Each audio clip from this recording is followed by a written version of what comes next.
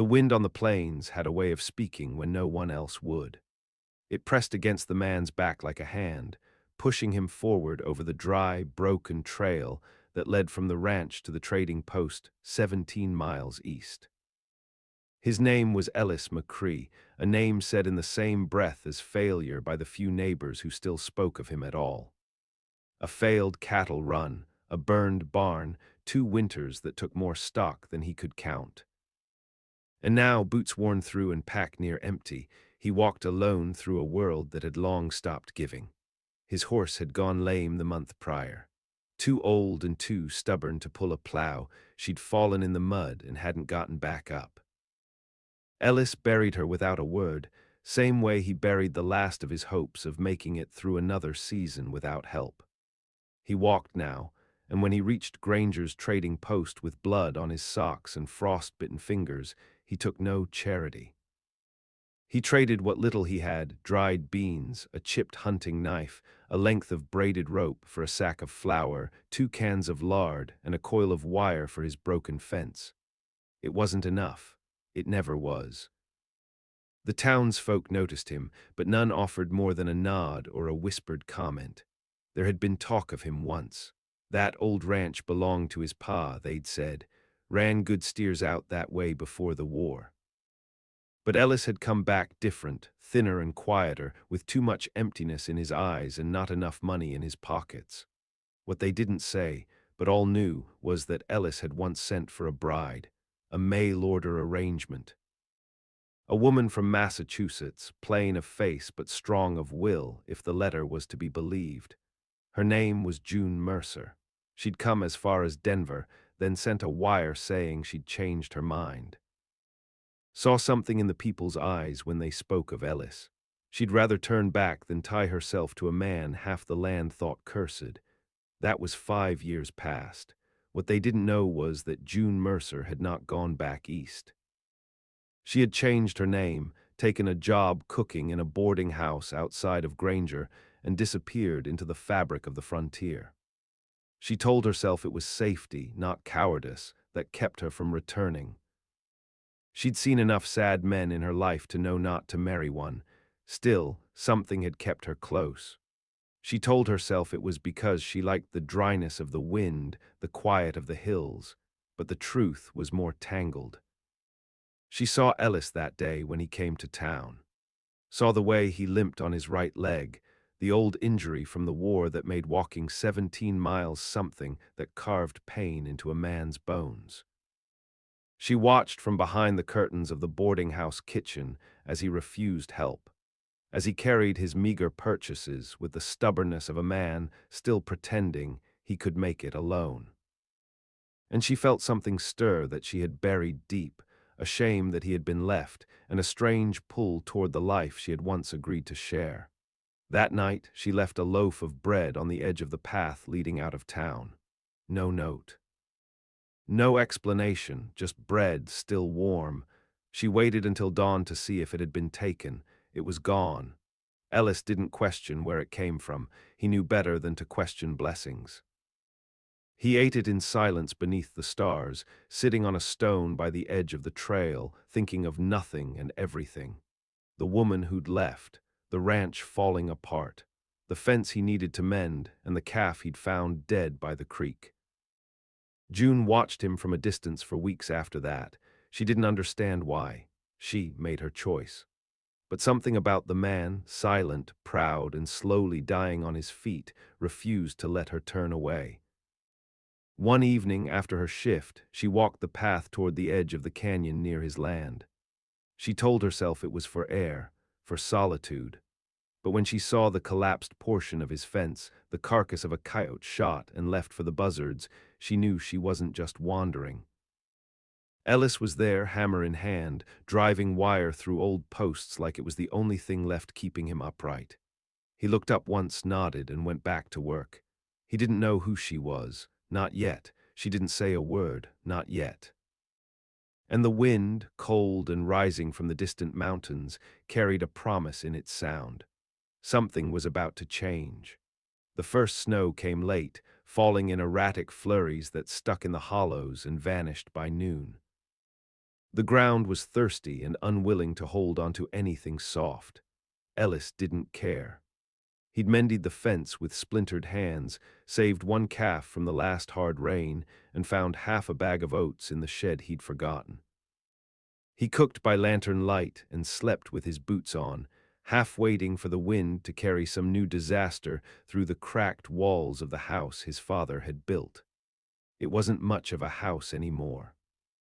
The west wall lined, the chimney smoked when it shouldn't, and the upstairs bedroom, once meant for a wife and children, had been locked since the day he realized none would come. He slept by the hearth now, under a pile of quilts in an old cavalry coat.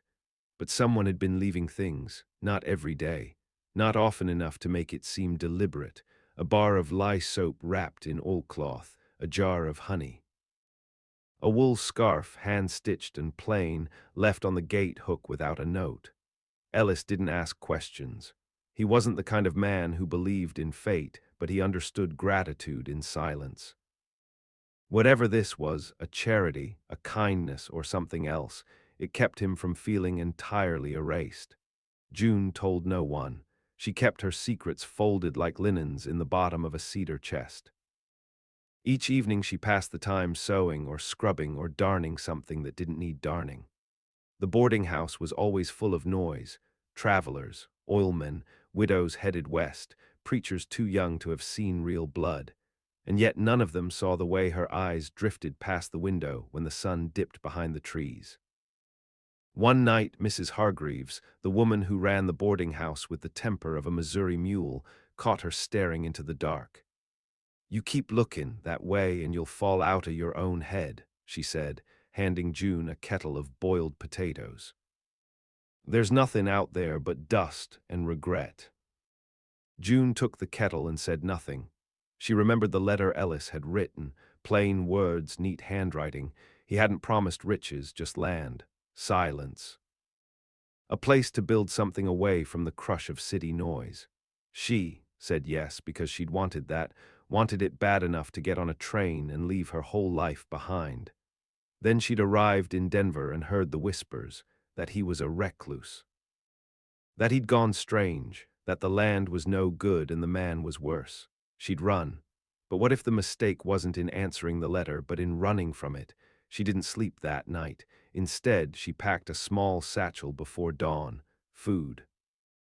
A fresh set of stockings. The scarf she'd knitted him in case he hadn't kept the first. She didn't write a note, just walked. 20 minutes past the edge of town, she heard the thunder of hooves. A wagon was coming fast from the south, wheels skimming the dry ground with a rattling clatter. She stepped aside, lifting her skirts out of the dust, but the wagon didn't pass. It stopped. The driver was an old man, cheeks weathered like dried apples, eyes sharp under a sweat-stained hat. "You headed out that way?" he asked, gesturing with his chin. "Depends which way you mean." "McCree's land. Only one fool out that far." She hesitated, then nodded. He gave a low whistle. "Can't say I'd recommend it. Heard he shot at a fella for steppin' too close to the fence." She climbed up without asking and sat beside him. "I don't scare easy," she said. He studied her for a moment, then snapped the reins. The horses pulled them into motion, dust rising like smoke behind them. It took an hour to reach the turnoff, then another half-mile of silence before the cabin came into view. Ellis was outside, shirt sleeves rolled, chopping wood. His movements were slow, deliberate, as though he was measuring the weight of each swing. The wagon pulled to a stop. He turned, axe still in hand, and froze. June stepped down. For a long moment, neither of them spoke. The wind stirred the edge of her shawl. A crow called from the trees beyond the creek. Then quietly she said, "I brought butter and nails." He set the axe down. "You came late." She nodded. "But I came."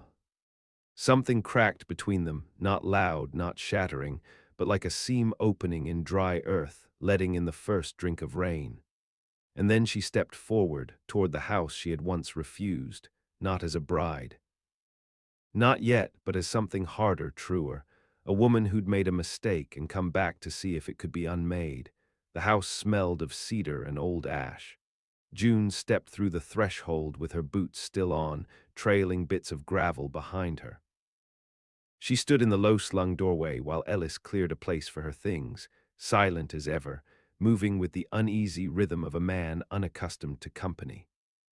The hearth still held the ghost of last night's fire, and the kettle on the stove was warm, but the rest of the room bore no signs of life beyond survival.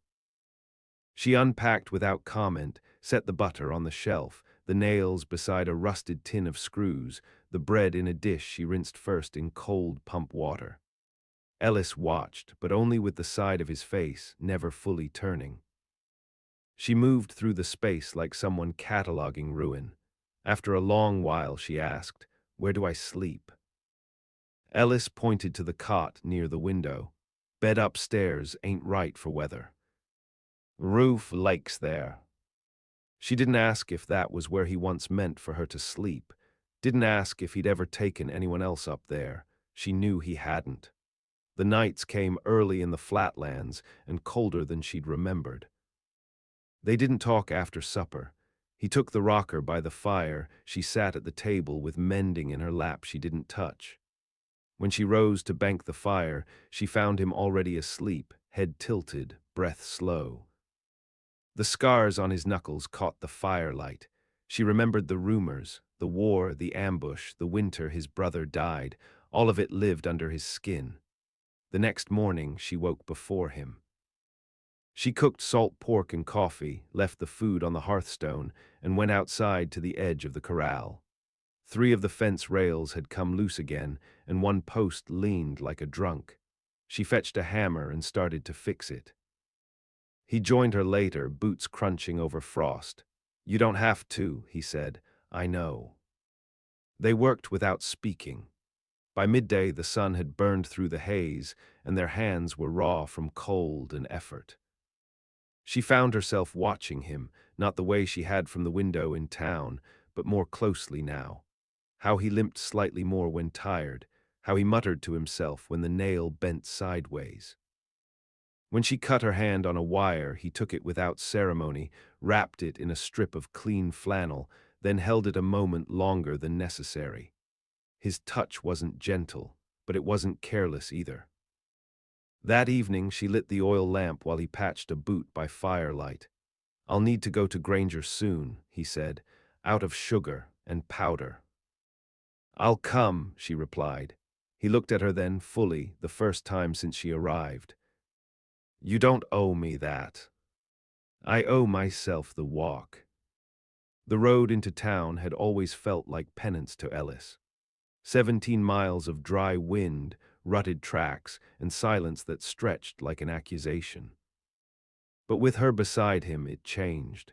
She didn't speak much, but her presence filled the spaces between the wind. She kept pace, unbothered by the dust or cold, and when they stopped to rest, she shared a hard biscuit without asking if he wanted it. They reached Granger just after noon. People stared. Ellis saw it. Saw the way heads turned, the way whispers gathered in corners like flies around old meat, but June didn't flinch. She walked beside him through the trading post, hand resting lightly on the side of her satchel, eyes forward. He noticed how straighter he stood with her there, how the clerk at Granger's didn't speak down to him this time. They traded for salt, sugar, 2 tins of oil, and a bolt of muslin. June added a spool of thread and a packet of seeds when he wasn't looking. Outside, he turned to her. "You were supposed to be my wife." She met his eyes. "You asked for a partner. I wasn't ready to be one. And now, I'm not here for saving. I came back to build." He didn't reply, just nodded once, but something in his jaw unclenched. The walk home was slower. They talked some weather, fence repairs, a coyote that had gotten into the coop. Small things, necessary things. But that night, after the fire had burned low, June reached for the latch of the upstairs door. He watched her, eyes shadowed. "You don't have to," he said again. She didn't answer, just climbed the stairs. The bedroom was colder than she'd expected. The roof had a leak she could hear, slow drops tapping into a rusted basin someone had left to catch them. Dust filmed the windows. The bed was bare save for a single thin quilt and a mattress that sagged in the middle, but it was dry, and it was hers now. June didn't light a lamp. She lay there in her clothes, boots by the side, hand curled beneath her chin like she used to as a girl. In the dark, memories stirred, the scent of oil soap, the sound of church bells on winter mornings, her father's voice telling her there were two kinds of women in the world. The ones who stayed soft and the ones who didn't. She was not soft anymore. In the morning she rose before light, stripped the bedding, swept the floor, and patched the crack in the window with waxed linen. She boiled water and scrubbed the basin clean, then mended the old quilt with the muslin she'd bought. When Ellis came up later, looking for a pipe he'd left long ago, he found the room warm, clean, and unmistakably changed. She didn't explain it, and he didn't question it. The days folded into rhythm. They worked the land side by side, building with what they had, repairing what they couldn't replace. The weather held steady for a while, long enough to get seed into the ground, long enough to cut firewood without snow creeping under their collars. In town, people talked more, asked fewer questions. When Ellis came in now, June often stayed behind, but folks knew she was there. Word traveled, as it always did, and softened with the telling. Mrs. Hargreaves sent a parcel, spools of thread, a jar of peach preserves, and a note that said only, "You're braver than I thought." June hung the note by the window. They did not call each other husband and wife, not yet, but they shared meals, shared burdens, shared silence in a way that meant more than words. He let her lead the planting, listened when she spoke of what the soil needed. She let him teach her how to fire the old rifle, though she hated the recoil and the sound. One night in late spring, a dust storm came down from the north. The sky turned the color of old bruises, and wind tore across the land like a living thing. Ellis had tied the barn doors shut earlier, stabled the horse, pulled water into barrels. June nailed the shutters, then sat beside him on the floor while the world roared. The storm lasted until near dawn. When it passed, it left silence sharp as glass. They went out together, surveyed the damage. Part of the fence was gone. The henhouse had collapsed, but the house stood and the crops held. Ellis wiped the sweat from his brow, looked at her across the ruined coop. "You ever think about leaving again?" "No," she said. "You." He shook his head. They worked all day repairing the fence. Toward dusk, they heard hooves, fast, wrong somehow. Ellis stepped into the house and came back with the rifle. The rider came into view. A boy, 17, maybe 18, thin and dust-covered, barely holding to the saddle. The horse pulled up hard, lathered, and wide-eyed. "Help," the boy rasped. "They're common, took my pa's land, shot him, burned it down." Ellis lowered the rifle. "Who?" The boy coughed blood. "4 men. One had a red coat, said no law out here, said they'd come back through the ridge." June moved to catch him before he fell. They laid him in the barn, stitched what they could, but the bleeding wouldn't stop. He died that night. Ellis buried him by the creek the next morning, his hands shaking as he tamped the earth flat. "They'll be close by now," he said when he came in, wiping blood and dirt from his fingers. June sat at the table, the rifle across her lap. "Then we prepare." She didn't ask if he would run, and he didn't tell her to hide. Outside, the wind shifted, and somewhere beyond the ridge, trouble moved. The ground held no softness that morning. June stepped out before dawn, frost coating the edges of the trough, sky hanging in that dead hour before light. The grave by the creek had frozen over, a pale crust of earth sealing the boy beneath. She stood beside it for a long while, not praying, not mourning, just memorizing the shape of another loss. Inside, Ellis packed ammunition into an old tobacco tin. He checked the rifle twice, cleaned the revolver he hadn't used since the war, laid both out on the table like relics. June returned without a word and poured water into the kettle. They waited for the boil, neither speaking, until the wind changed. "They'll come through the saddle pass," Ellis said, not looking up. "Same way every man with ill intent comes, thinking the world don't watch what it don't care to own." June nodded. "We need high ground." They scouted the ridge together. A narrow switchback wound through dead pines and stone outcroppings, good sight lines, cover, and an overlook above the trail the boy had described.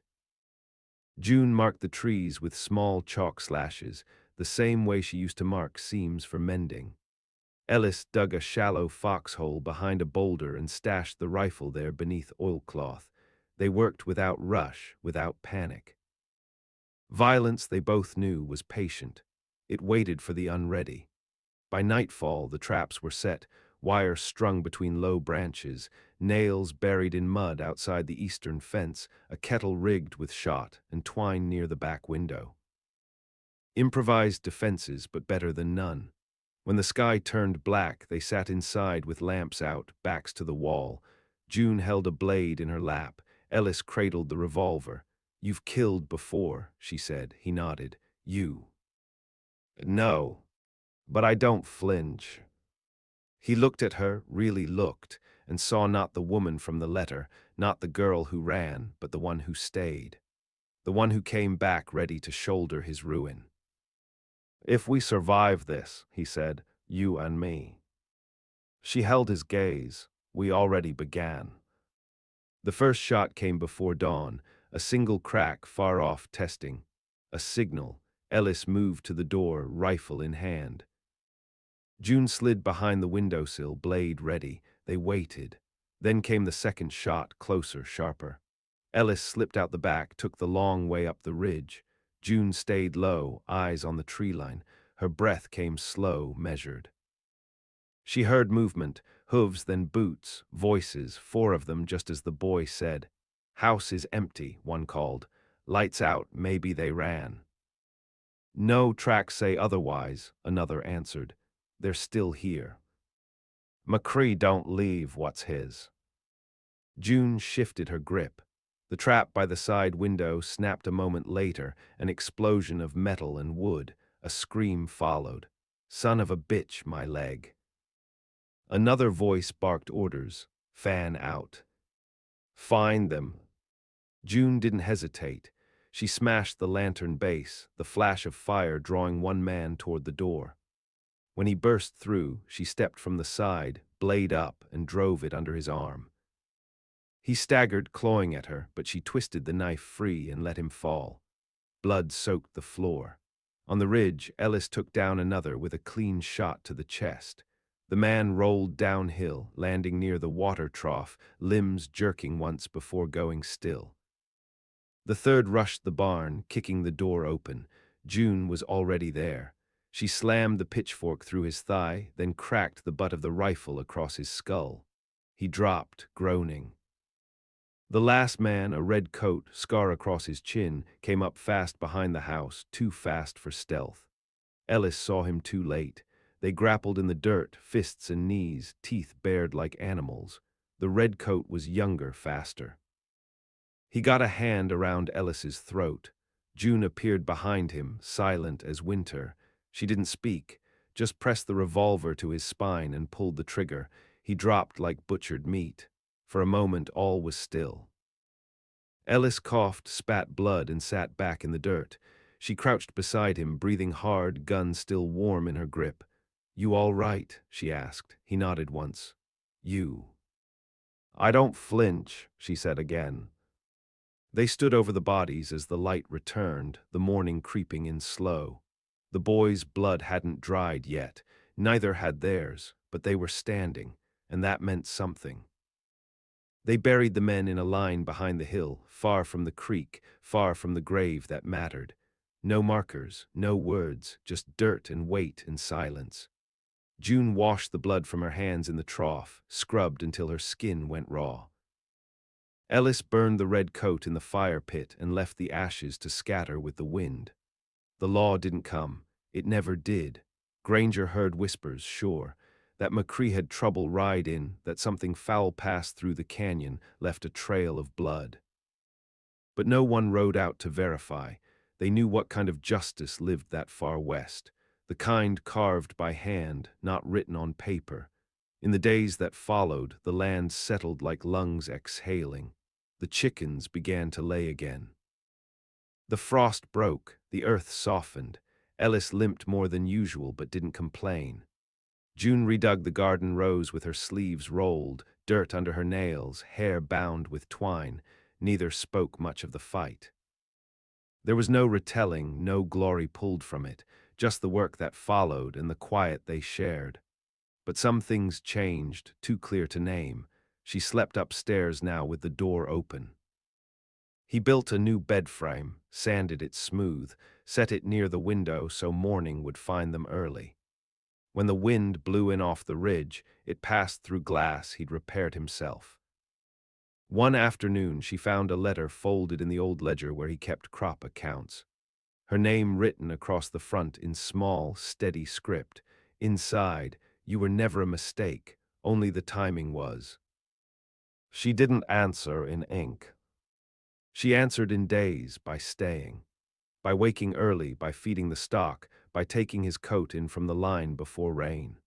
She answered in the long pauses they didn't rush to fill, in the meals she cooked and the evenings they sat watching the tree line, her hand resting just close enough. Spring pushed its way up through the thaw, crops broke soil, the fence held, the well ran clear. One morning she brought out a tin of seed she hadn't shown him yet, heirloom beans bright as marbles. "We plant these near the house," she said. He studied her, near the window, where we can see them grow. He nodded. That night he brought out the envelope, the one he'd kept in the bottom drawer since the day her telegram came, the one saying she wouldn't be coming. He burned it in the stove, watched it curl to nothing, then went to her, quiet as always, and placed a hand on her shoulder. They stood like that for a long while, not as strangers, not as regret, but as the only two left who had bled for this land, and bled for each other, and still remained. When summer came, the fields bent green and gold beneath the weight of sky. The porch creaked with new nails. The barn stood whole. And when neighbors passed by, and some did now, they spoke with less pity, more pause. "McCree's land's common back," they'd say, and another would nod, eyes narrowing toward the house. No, he didn't do it alone.